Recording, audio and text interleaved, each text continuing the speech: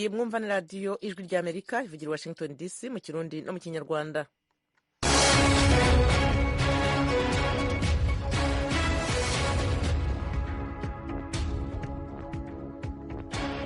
Mu Burundi mutwumvira ku mirongo migufi shortwave kuri metero 19 na metero 22, naho mu Rwanda turi kuri FM 104.3 y'ijwi ry'Amerika. Abadushakira kuri internet ni kuri wa@radio.voa.com. Mwiriwe neza nshuti muduteze amatwi, ne Eugenia Mukankusi wongeye kubasuhuza, mbaye ikaze mu makuru yacu y'aka kanya. Mu Rwanda abadepite barasaba ibisobanuro komisiyo ishinzwe kugenzura ikoreshwa ry'umutungo w'igihugu igaragaza ko miliyari 2 muri miliyari 4 zashowe mu mushinga wa biogaze zamaze guhomba. Inzego zitandukanye n'ubundi zishinzwe gukurikirana uko umutungo wa leta wakoreshejwe ndetse n'impamvu zatumye uwo mutungo ukoreshwa nabi, tuzakomeza gufatanya ndetse no gutanga amakuru kugira ngo ibibazo byose abibonerwe ibisubizo ndetse n'ababigizemo uruhare bashobore kuba babihanirwa. Uyu ni Minisitiri w'ibikorwa remezo w'u Rwanda Ernest Nsabimana mu nteko ishinga amategeko uyu munsi.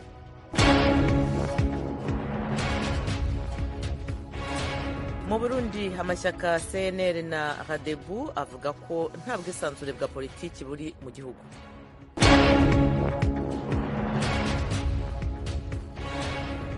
Korea ya Ruguru iratangaza ko vuba aha izohereza mu kirere icyogajuru cyo kuneka amakuru ya gisirikare. Ntimujye kure.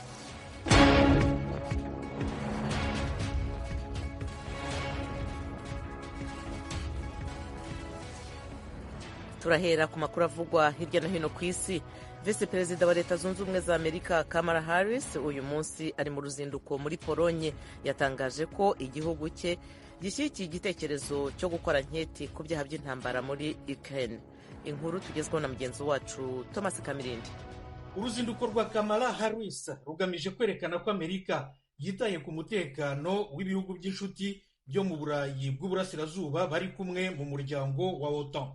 Kamala Harris yunze muri abayobozi bo hirya no hino ku isi batangiye gusaba anketi ku byaha by'intambara muri Ukraine Uburusiya bumaze kurasa ejo kuwa gatatu ku bitaro bya gisivili ababyeyi babyariramo byo mu mujyi wa Mariupol mu majyepfo ya Ukraine. Nk'uko guverinoma ya Ukraine yabitangaje, iki gitero cyahitanye abantu 3 barimo umwana umwe. Mu kiganiro bagiranye n'abanyamakuru bombi bari kumwe, Perezida wa Pologne Andrzej Duda yavuze ati kuri twe Uburusiya burimo burakora ibyaha by'intambara mu gihugu cya Ukraine. Vice Perezida wa Amerika yahise amwunganira ati ni ngombwa ko anketi zikorwa kandi tukazikurikirana. Ejo kuwa gatatu umuryango mpuzamahanga uharanira uburenganzira bwa muntu Amnesty International watangaje ko yakoze anketi ku bitero by'indege z'intambara z'Uburusiya mu mujyi wa Chernihiv mu majyaruguru ya Ukraine ku itariki ya 3 y'uku kwezi. Zahitanye abasivili 47 bari mu mirongo yo gufata imfashanyo z'ibiribwa. Amnesty International iti ibi nabyo bishobora kuba ari icyaha cy'intambara. Urakoze Thomas Kamirindi. Tukivuga ku ntambara hagati ya Ukraine n'Uburusiya, Minisitiri w'Ububanyi n'Amahanga w'Uburusiya Sergei Lavrov na mugenzi we wa Ukraine Dmytro Kuleba bagiranye inama uyu munsi muri Turkiya. Inkuru tubaza mugenzi wacu Diane Ninahazwe. Ibiganiro vyo kuri no wa kane nivyo vya mbere bihuje abategetsi bo ku rwego rwo hejuru muri ivyo bihugu bibiri bishamiranye. Vyamaze iminota 90 bihera impande zose zivuga ko ataco vyavuyemwo. Umushikiranganje ajeje imigenderanire ya Ukraine n'amakungu Dmytro Kuleba yavuze ko ku ruhande rwiwe yari yasavye ko Urusiya bwotanga agahengwe bugahagarika intambara mu kiringo c'amasaha 28, ariko uruhande rw'Urusiya buravyanka. Kuleba yagirije umushikiranganje w'Uburusiya Sergei Lavrov gushaka kuzana amananiza muri ivyo biganiro. Yongera avuga ko ibiganiro vy'imbona nkubone hagati y'ibihugu vyompi bizogorana kandi ko Ukraine itazokwigera yishikana ngo imanike amaboko uko vyogenda kose. Sergei Lavrov ajeje imigenderanire y'Uburusiya n'amakungu we yavuze ko igihugu ciwe citeguriye kubandanya ibiganiro kandi ko President w'Uburusiya Vladimir Putin ataco mubuza kubonana na President wa Ukraine Volodymyr Zelensky bakaganira amaso mu yandi. Lavrov yanagirije ibihugu bitunze kuba inyuma y'intambara y'Uburusiya na Ukraine, avuga ko vyabaye ngombwa ko Uburusiya bufata umukenyuro kubera ibihugu bitunze vyanse ivyo Uburusiya bwasavye birimwo gukingira umutekano. Lavrov ati ibikorwa vya gisirikare muri Ukraine biriko bigenda nk'uko Putin yabitegekanije. Ibiganiro vyo kuri uno wa kane hagati y'Uburusiya na Ukraine bikaba vyari bihagarikiwe n'umushikiranganji ajejwe imigenderanire ya Turkey. Akimara kwegukana intsinzi yo kuba perezida mushya wa Korea y'Epfo, Yoon Seuk Yeol wahoze ari umushinjacyaha yibukijwe akazi katoroshye kamutegereje natangira imirimo ye mu kwezi kwa gatanu. Ni imibanire y'igihugu cye na Korea ya ruguru. Geoffrey Mutagoma. Mu itangazo ryasohotse mu gitangazamakuru cya leta kuri uyu wa kane, Korea ya ruguru yaciye amarenga ko vuba hizohereza mu kirere icyogajuru gikusanya amakuru akoreshwa n'inzego z'igisirikare. Iki gikorwa gishobora gutera umwuka mubi mu kigobe ibihugu byombi bibarizwaho. Perezida Kim Jong-un wa Korea ya ruguru yavuze ko iki cyogajuru kizatanga amakuru akenewe kandi ku gihe yerekeye icyo yise ubushotoranyi bw'ingabo za gashakabuhake Amerika. Aya makuru yatangajwe n'ikigo cy'itangazamakuru rya leta Korea Central News Agency. Leta zunze ubumwe za Amerika n'inshuti zayo bibona gahunda ya Korea ya ruguru yo kohereza icyogajuru mu kirere nk'uburyo buziguye bwo kugerageza ikoreshwa ry'ibisasu bya misile birasa kure byabujijwe n'inama ishinzwe amahoro ku isi y'umuryango w'abibumbye. Ku wa gatatu, igisirikare cya Amerika cyatangaje ko cyongereye ingufu mu by'ubutasi no gukurikiranira hafi Korea ya ruguru imyiteguro yayo yo kongera ingufu mu by'ikoreshwa ry'ibisasu bya kirimbuzi mu karere iherereyemo. Urakoze Geoffrey. Reka tukomereze ku mugabane wa Afurika. Polisi yo muri Tanzania yatangaje ko inzovu zishe umugabo wo mu bwoko bwa Masai wari wagiye gutashya inkwi muri parike ya Ngorogoro. Tim Ishimwe aratubwira iby'inkuru. Uyu munsi ku wa kane nibwo polisi yatangaje ko uyu mugabo yapfuye yishwe n'inzovu. Apfuye mu gihe leta ya Tanzania yari imaze igihe itangaje ko ihangayikishijwe n'umubare w'abantu ugenda wiyongera n'ibikorwa bakorera muri pariki ya Ngorogoro ifatwa nk'umurage w'isi kubera inyamaswa zikurura ba mukerarugendo zirimo inzovu n'insamagwe. Tanzania ariko yemerera abaturage b'Abamasai kuba batura hafi y'iyi pariki ndetse bakemererwa no kuba baragira amatungo yabo hafi yayo. Nubwo ariko bimeze gutyo, usanga akenshi hari amakimbirane akururwa n'uko inyamaswa zo muri pariki ya Ngorogoro zishobora kwibasira abantu zikabagirira nabi, zikarya amatungo yabo ndetse n'imyaka iri mu mirima.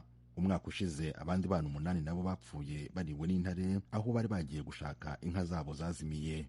Uyu mwaka Perezida Samia Suluhu Hassan yavuze ko kuba bararetse abantu bagatura hafi ya Ngorogoro n'amatungo yabo kuri ubu bimaze kuba ikibazo kidafite igaruriro. Yibukije ko mu mwaka w'1959 abaturage bari batuye aha hantu bari 8,000 ariko umwaka ushize bari bamaze kugera ku 100,000. Tim Ishimwe urakoze, na bagenzi bacu Geoffrey Mutagoma na Diane ndetse na Thomas Kamirindi batugejejeho amwe mu makuru avugwa hirya no hino ku isi. Ni kuri radio yanyu Ijwi rya Amerika Washington DC mu Kirundi no mu Kinyarwanda. Mbibutse kandi ko mwakurikira ibiganiro byacu no kuri YouTube na Facebook VOA radio yacu.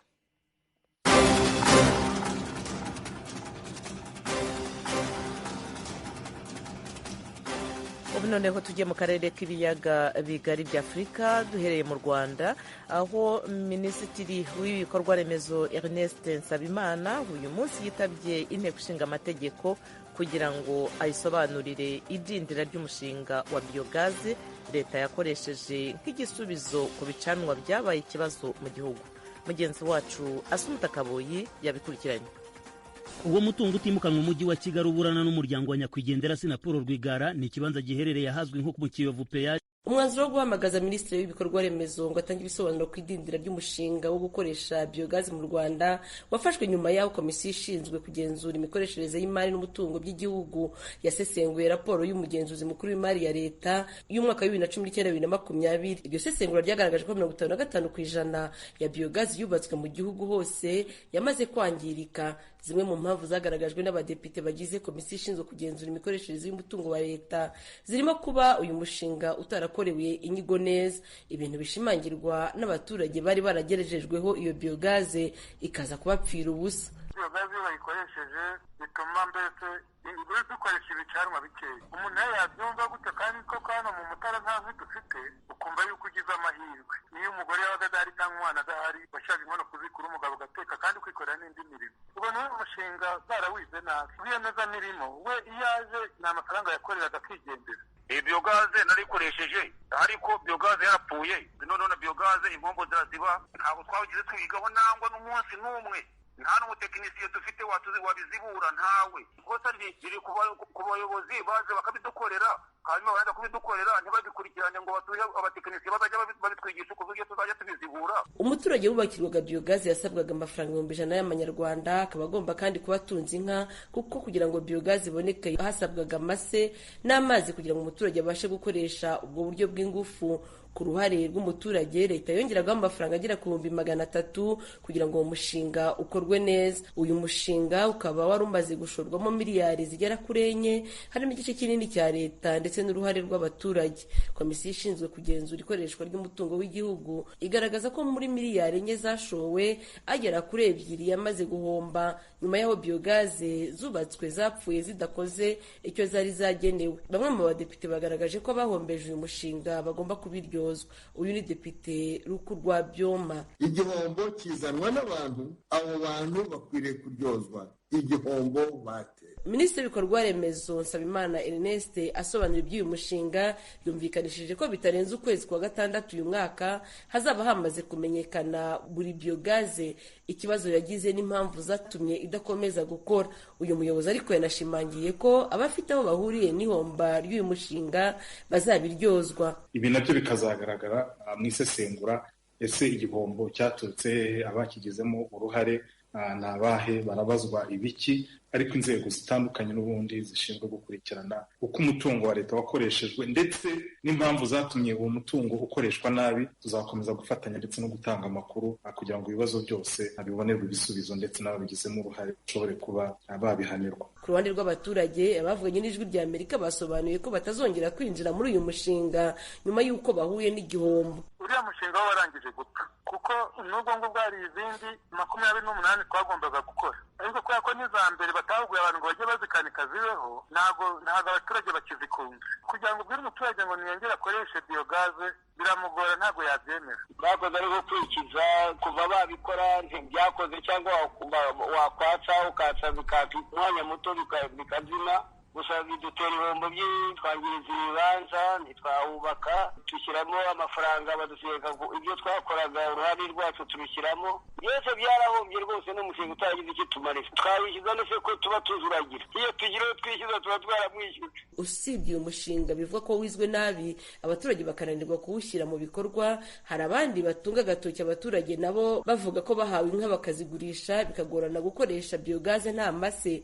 Gahunda ya biyogaze yatangijwe mu Rwanda mu mwaka wa 2007 igamije gufasha abaturage kutavunika ngo bajye gutashya inkwi, kugira isuku n'ubuzima bwiza ndetse no kwirinda kwangiza ibidukikije batema ibiti bike byari bisigaye. Raporo y'ikigo cy'igihugu gishinzwe ibarurishamibare y'umwaka wa 2020 igaragaza ko ingo zikoresha gaze cyangwa biyogaze nk'uburyo bw'ibanze bwo guteka ari 4.2%.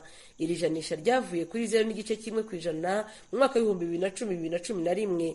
Dushingiye kuri iyi raporo kandi abakoresha inkwi mu guteka bari 77.7%, abakoresha amakara bari 17.5%, mu gihe abandi ari abatekeshaga ibishogoshogo bagera kuri 0.5%. Nta bushakashatsi bwihariye Ijwi rya Amerika ryakoze ngo rimenye ingo zahawe biyogazi zikikoresha kugeza ubu, usibye imibare yaturutse muri komisiyo y'abadepite. Uretse mu ngo, ingufu za biyogazi zatekerejwe gukoreshwa mu bigo nk'amashuri n'amagereza. Kugeza amakuru Ijwi rya Amerika ryabashije kumenya nuko mu magereza yo mu Rwanda ho ubu buryo bwo gukoresha biyogazi bwahamye ndetse bakaba bakibukoresha kugeza ubu. Asumta Kaboyi, Ijwi rya Amerika, i Kigali. Asumta, urakoze kuri iyi nkuru. Turacyari mu Rwanda. Umuryango wa nyakwigendera Hasina Paul Rwigara uhanganye n'umujyi wa Kigali mu manza z'amahugu ku kibazo cyabo. Umujyi wa Kigali uvuga ko ntacyo wabahuguje, naho kwa Rwigara bo barasaba amafaranga miliyari 1 y'u Rwanda y'ikibanza cyabo. Ni inkuru ya mugenzi wacu Eric Bagirubusa. uwo mutungo utimukanwa umujyi wa Kigali uburana n'umuryango wa nyakwigendera Paul Rwigara ni ikibanza giherereye ahazwi nko mu Kiyovu Peyaje kiri ku ihuriro ry'imihanda. Ni ikibanza cyubatsemo igorofa ebyiri ndende z'ikigo cy'igihugu cy'ubwiteganyirize bw'abakozi ya RSSB.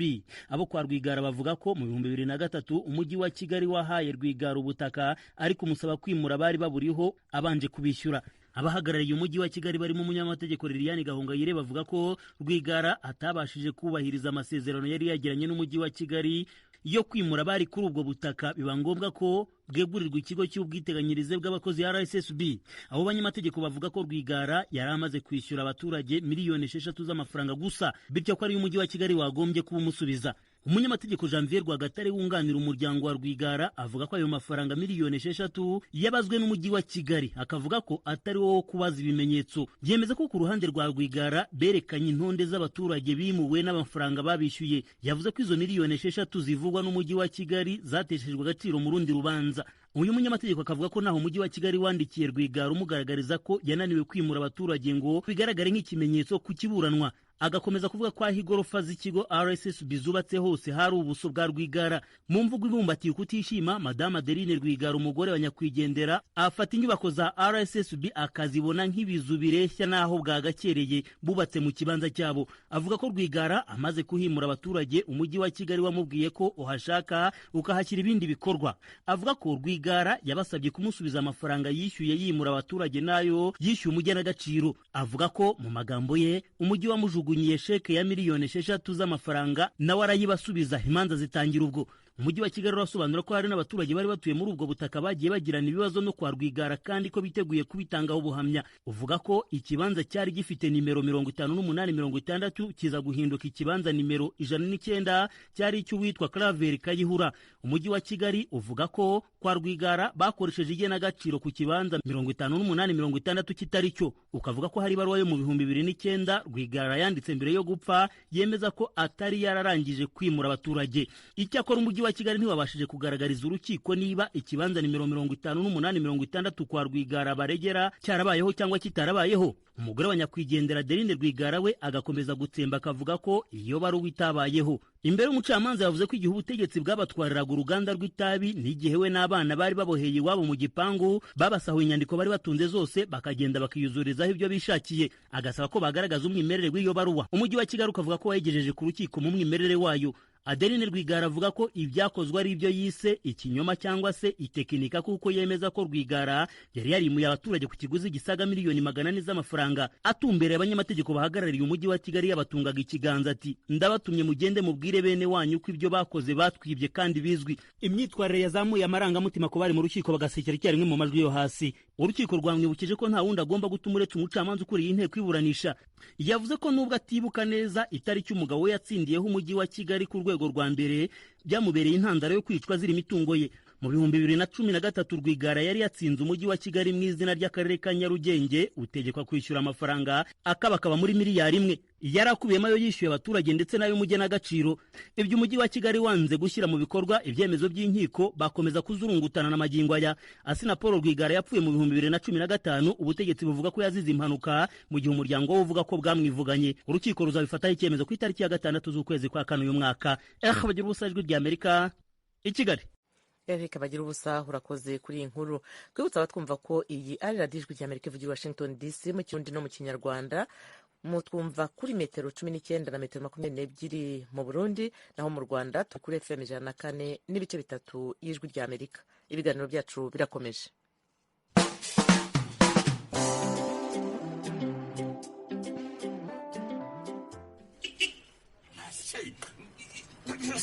Urande barara igira hirya ariko mata herego akwiriye ahantu hose winyegera ariko abanyabugongera ntabwo njya mbizera muri abanyamitwe gusekase ngo jewe ndi uw'ibihugu yego rata uri umunyarusange kazi kuko nibo bagenda bimyozora nk'inka zabo uzi ko nabona uri umunyabugo neza neza dore wambaye nkabo uravuga nabi ururimi rw'iwacu ariko abirasi bimuhumuruka mani shofe wenda unashaka uri iwacu rusangi uradutwara neza kandi ndakwizeye. Mie kwetu ni Bugo. Ndiyo Bugo. Wiki? Ni ukuvuga ko buri wese muri twebwe yagiye yibeshya ku wundi. Baba. Shafe, twigende. Kombo taxi yaje. Kombo taxi ni ikiganiro gishya kuri radiyo ijwi rya Amerika. Muze dutembere mu karere k'ibiyaga bigari na Kombo taxi. Iyi taxi ikorera hafi y'umupaka. Ishobora gute gutwara abantu baturutse mu mihingo yose kandi bafise byinshi bibatandukanye. Mu maneno ya kuchekesha, Kombo taxi inatuonyesha kwamba watu wa kutoka mbalimbali na watu wa makabila mbalimbali wanaweza kuishi kwa amani. Kombo taxi muyitegurirwa kandi mukayigezwaho na La Benevolencia Royal.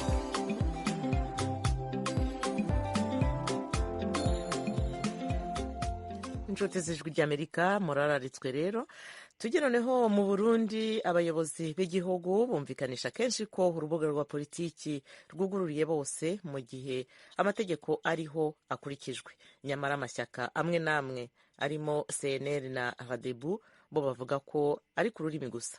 Ni inkuru radiyo ijwi ry'Amerika yabateguriye ifatanyije n'inshuti zayo mu Burundi, murayigezwaho na Desire Hatungimana. Ku bwa Jean Dodier Mutabazi arongoye umugambi Radebu uvuga rumwe na CNDD-FDD uri ku butegetsi, imigambi iri mu Burundi haba ivuga rumwe n'umugambi uri ku butegetsi canke itavuga rumwe n'umugambi uri ku butegetsi, bari bakwiye kumenya ko iyo hageze guharanira inyungu rusangi z'igihugu mu makungu imvugo yoheza ikaba imwe. Ku bwa Jean Dodier Mutabazi ntihari hakwiye kubaho umugambi ushaka kubangamira inyungu z'igihugu mu makungu. Nko mu Faransa ata mwami ariho bafise uko demokrasi bayumva, mugabo minsi yose ugasanga hageze les relations extérieures, les intérêts de la France à l'extérieur de la France, hatwaye uri à gauche canke hatwara uri à droite, hari ikintu baguma basangira. None twebwe twategeza umwe twicaye ngaha reka twumvikana, abashigikiye tore tudefinisse les intérêts du Burundi à l'extérieur. Umugambe uba CNDD au pouvoir ejo uzobundi tuzokwame tucubahiriza. Muri Radebu bavuga uko mu gihe mu mugambwe CNL bavuga ko kuvuga rumwe ku nyungu ziki na kiriya bigoye mu gihe hari imigambwe ikundwakajwe iyindi ntihabwe ukwishira no kwizana. Umushinga amateka cyo yitungiye Claver wo mu mugambwe CNL, umugambwe utavuga rumwe n'uri ku butegetsi, avuga ko mu gihe uburenganzira bw'imigambwe butubahirijwe kumwe nta runani rw'imigambwe wokora ruhuza. Byerekeye synergie entre les partis politiques, burya synergie nishobora kuba hagati y'abantu batamaze kugira intambwe n'imiburiburi cooperation imaze kuba. Kugira rero cooperation cyangwa intambwe ibe hariho de préalable, kuvuga umugambwe ufise ikibazo iki canke kiriya, mwebwe president des partis politiques mukumva ko uyu mugambwe ufise iki kibazo, mwese mwumva ko muri ingingo z'umubiri umwe, imigambwe yose turi sous une même legislation, amategeko agakurikizwa umwe kuri twese. Les pouvoirs politiques zigatatunganiriza imigambwe cyo kimwe, hakaba respect de liberté politique. Felicien Nkengu Burundi arongoye ihuriro ry'imigambwe yemewe n'amategeko mu Burundi, wabona ko gushika ubu atamugambwe uri kuraburabuzwa mu Burundi, naho hariho bamwe mu banyamigambwe bakibona ko urubuga rwa politike rutugururiwe bose. Ku bwa Felicien Nkengu Burundi, ahubwo abanyepolitike bakwiye gutangura gutegura no gusigura imigambi yabo ya politike. Arongera agasaba abanyepolitike kuza barakurikirana uko amatora agenda mu bindi bihugu baheze bahakurikirwa. Hariho abahora bitwaza ngo liberté politique ntaziriho, ubu zirahari. Hariho umugambwe umwe numva widoga, mugabo nibaza ko muri rusange ive mu bubu hagira ubwira ko agiye hariya ngo hariho ngo bacene bamukubita, tuze turananirwa n'ibindi. Ubu rero hariho liberté politique, nta kibujijwe ko umuntu yodifiza son programme politique, resume ya programme y'umugambwe we. Abarundi ugiye kubabwira bashaka kugira ati wewe tumva kusana naka kandi wivuga nabi, we ntizogutora, tuzotora naka ko niwabivuga neza. Je nibaza ko abanyapolitike turi kumwe, iyo muri Mali habaye amatora muze mukurikire, za Senegal muze mukurikire, ni muri Afrika sindabatwara Buraya muri za France zizobigisha cyane. Nizigimana Salvatore, umuyobozi mukuru ajejwe gukurikirana ibikorwa vy'imigambwe mu bushikiranganje buraba ivy'intwaro yo hagati mu gihugu, asaba abanyamigambwe kwiga akarorero ku bimenyesha amakuru bishobora gutegurira amakuru mu runani mu gihe ivyo binyamakuru biba bifise intumbero zitandukanye mu nganda zo gutegura amakuru zitandukanye. Kugira ngo ibimenyesha amakuru bitandukanye bifise amalinye editorial atandukanye, bifite aho byumvikana ko bashobora kugira synergie kuri terre, si ikintu coroshe.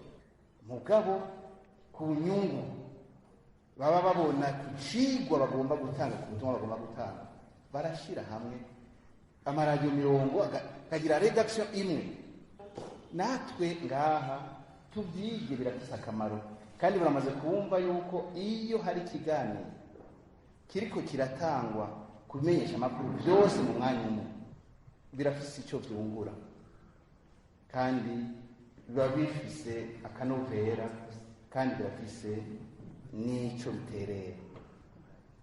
Aha twebwe kubatera intege aho bishoboka, kandi ntitugire ngo ni ikintu gitangura ubu ngo gice gihera ubunyene. Salvatore Nizigiyimana, umuyobozi mukuru ajejwe gukurikirana ibikorwa vy'imigambwe mu bushikiranganji bw'intwaro yo hagati mu gihugu, asaba abanyamigambwe kugerageza uwo mwimenyerezo bafatiye ku bimenyesha amakuru kugira ngo bashobore guharanira inyungu z'igihugu bari hamwe. Desire Hatungimana, urakoze kuri iyi nkuru Ijwi ry'Amerika yateguye ifatanyije n'abanywanyi bayo mu Burundi.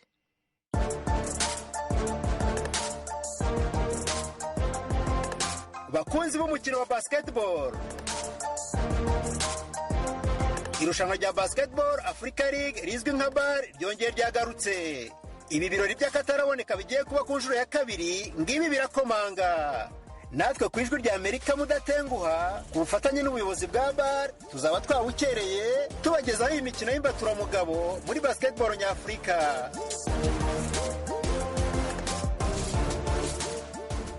Ruzambikana tariki ya 5 y'ukwa gatatu 2022.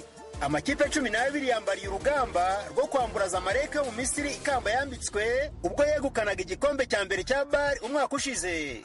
Ibihugu bitatu, Senegal, Misiri ndetse n'ubw'imisozi igihumbi, nibyo bizakira imikino 38 iteganyijwe muri BAL ya 2022.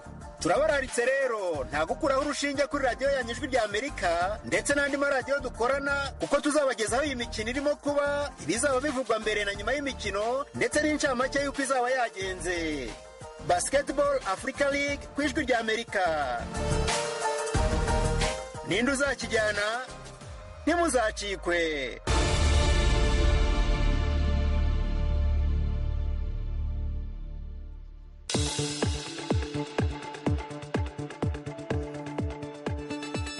inshuti z'Ijwi ry'Amerika, ibiganiro byacu biri hafi kugera ku musozo. Mbere y'uko dusezeranaho ariko tubabwire muri make amwe makuru twabagejejeho. Korea ya ruguru yatangaje ko vuba aha izohereza mu kirere icyogajuru cyo kuneka amakuru ya gisirikare. Akimara kwegukana insinzi yo kuba perezida mushya wa Korea y'Epfo, Yoon Seok Yeol, wahoze ari umushinjacyaha, yibukijwe akazi katoroshye kamutegereje mu ntangiriro z'ukwezi kwa gatanu ubwo azaba atangiye imirimo ye. Aho ni imibanire y'igihugu cye na Korea ya ruguru. Ku ntambara hagati ya Ukraine n'Uburusiya, Minisitiri w'Ububanyi n'Amahanga w'Uburusiya Sergei Lavrov na mugenzi we wa Ukraine Dmytro Kuleba bagiranye inama uyu munsi muri Turukiya. Visi Perezida wa Leta Zunze Ubumwe za Amerika Kamala Harris uyu munsi ari mu ruzinduko muri Polonye yatangaje ko igihugu cye gishyigikiye igitekerezo cyo gukora nketi ku byaha by'intambara muri Ukraine. Mu Rwanda, abadepite basaba ibisobanuro komisiyo ishinzwe kugenzura ikoreshwa ry'umutungo w'igihugu igaragaza ko miliyari 2 muri miliyari 4 zasohowe mu mushinga wa biogaze zamaze guhomba. Naho mu Burundi, amashyaka CNL na Radebu avuga ko nta bwisanzure bwa politiki buri mu gihugu. Inshuti rero, mwakomeje kudutega amatwi, tubashimire cyane kuba mwabanye na radiyo yanyu Ijwi ry'Amerika i Washington DC mu Kirundi no mu Kinyarwanda. Twibutsa ko mukurikira ibiganiro byacu kuri metero 19 na metero 22 mu Burundi, naho mu Rwanda kuri FM 104.3. Mwakoze rero, mukomeze kugira ibihe byiza. nshimiye na bagenzi banjye bagize uruhare muri ibi biganiro aho baherereye hose. Ku buhanga bw'ibyuma Nadia Taha niwe wadufashije kubagezaho ibi biganiro. Nshimiye kandi na enjeniyeri bafatanije, naho kuri mikoro mwari kumwe nanjye Eugenia Mukankusi. Mukomeze rero kugira ibihe byiza, amahoro n'amahirwe muri byose aho muherereye hose, naho ubutaha.